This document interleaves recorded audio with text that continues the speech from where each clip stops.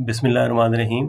आज की जो मैंने क्यूरी सिलेक्ट की है वो ये है कि आम तौर पर फ़ौजदारी प्रोसीडिंग में अगर किसी भी कौंसल ने, कंप्लेनेंट कौंसल ने या डिफेंस कौंसल ने अगर एडजर्नमेंट लेनी है तो वैसे तो और भी काफ़ी सारे एक्सक्यूज़ेज़ होते हैं।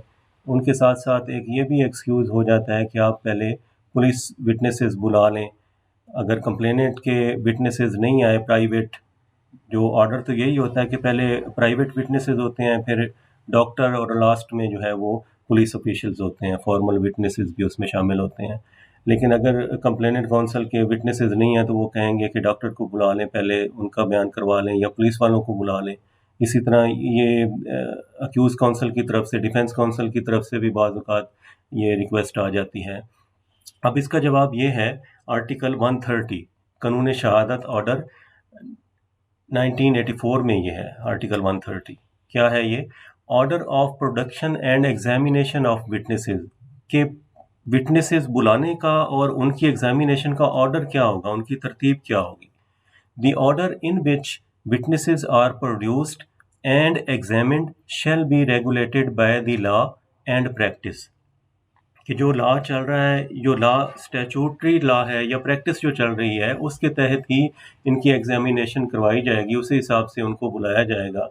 तो आमतौर पर प्रैक्टिस हमारी क्या चल रही है, अगर फौजदारी केस उसमें है तो पहले प्राइवेट विटनेसेस आते हैं, वो कंप्लीट हो जाते हैं तो फिर डॉक्टर, इंजरी वाला अगर केस है तो, और उसके बाद पुलिस ऑफिशियल। अगर कोई और केस है तो उसमें पहले प्राइवेट विटनेसेस आते हैं और उसके बाद फिर पुलिस ऑफिशियल्स आते हैं। ये प्रैक्टिस चल रही है।